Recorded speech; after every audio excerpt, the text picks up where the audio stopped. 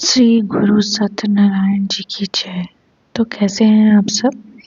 Good morning. और सुबह तक तो सब कुछ ठीक था। मैं सो कर के उठी, स्वामी जी को टहला करके ले आए, पहुँच रहे थे।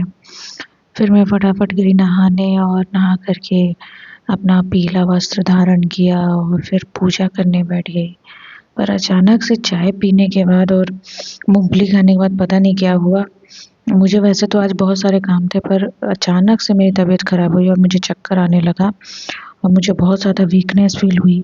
शायद ब्लड प्रेशर जो है लो हुआ, पता नहीं क्या हुआ। मैं अब तैयार होकर के इनको परेशान कर रही थी। फिर मैंने बर्तन धोए और ये सब मैंने व्यवस्था की। फिर मैं आ गई थी पूजा करने, तो चीकू भी आ गई थी मेरे साथ-साथ। वो बैठती है मेरे साथ ही पूजा करती है, कथा सुनती है, आधा सुनती है, पूरा सुनती है, कभी-कभी रुकती है, कभी-कभी चली जाती है, कभी सोना होता है तो वापस चली जाती है, खाना होता है। फ़िलहाल तो इस समय इसको भूख लगी थी, तो इसको लगा कि मैं दूँगी कुछ खाने को, पर यहाँ पे कुछ नहीं था खाने को, तो वो वापस चली गई थी। तो फिर मैंने जल्दी-जल्दी सारे प्रसाद निकाले और अमरूद था, उसको भी मैं खा लूँगी बाद में। मैंने यही सोच कर के चढ़ाया था। फिर मैंने कथा कहा और अभी तक तो सब ठीक था, पता नहीं क्यों पर हल्का-हल्का शरीर में जैसे पानी पीने के बाद तुरंत लगता है ना खाली पेट, वैसे ही मुझे लग रहा था। दर्द हो रहा था पेट में हल्का-हल्का, मुझे लगा कि हो सकता है खाली पेट हूँ इसलिए लग रहा है। पर मैंने पूजा किया, मैंने कहा भाई पूजा में कोई बाधा ना आए, भगवान भगवान से मनाया कि पूजा मेरे अच्छे से हो जाए।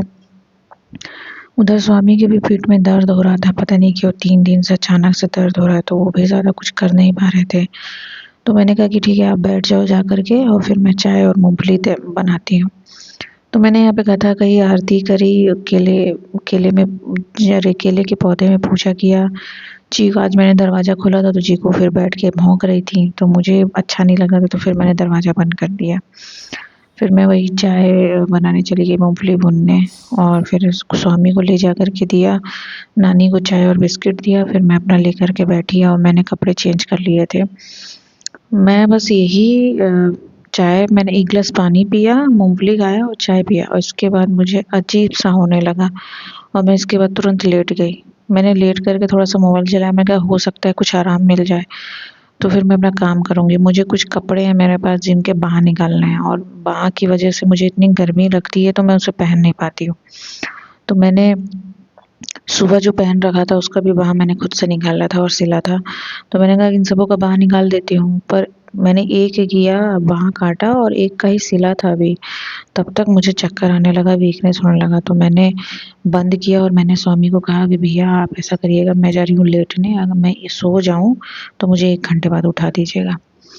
तो फिर मैं सो गई थी 1 घंटे के लिए, फिर उन्होंने जगाया तो मैं उठी, मुझे चक्कर आ रहा था बहुत, तो मैंने इनसे कहा कि भैया आप तवा धुल दो ज़रा, तो मैं आज कुछ भी नहीं बना पाऊँगी लग रहा है।